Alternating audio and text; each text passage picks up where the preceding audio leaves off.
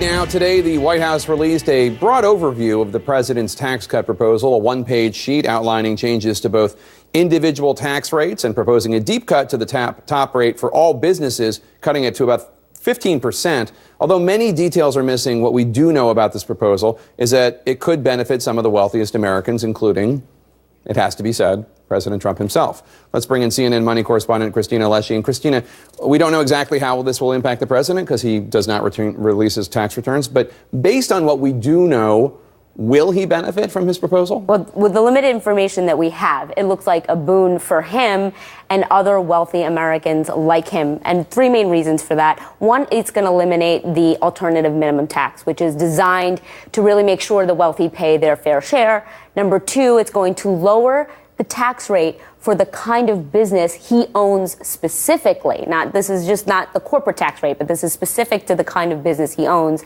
And third, it's going to eliminate the estate tax. Now, on the alternative minimum tax, we know in 2005 that Donald Trump paid $37 million in tax. The bulk of that was because of the AMT. If it weren't for that tax, he would have paid $5.3 million. Wow. So that is drastic in and of itself. Now, under the current tax code, his business income is subject to a very high rate.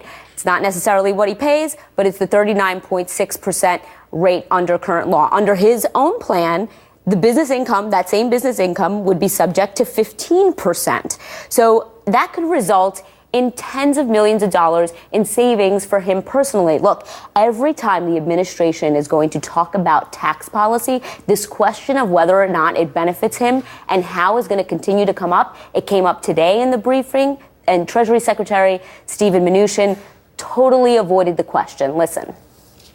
So your response to those critics who say a lot of what you've presented here today could save the president or benefit his own businesses? Again, let me just comment. What this is about is creating jobs and creating economic growth. And that's what massive tax cuts and massive tax reform and simplifying the system is what we're going to do. The AMT is just another example of a third complicated set of rules. Anyway, thank you, everybody.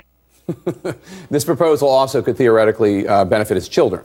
That's right. They would avoid paying a 40% estate tax when they inherit Mr. Trump's estate. So, yes, total benefit for them.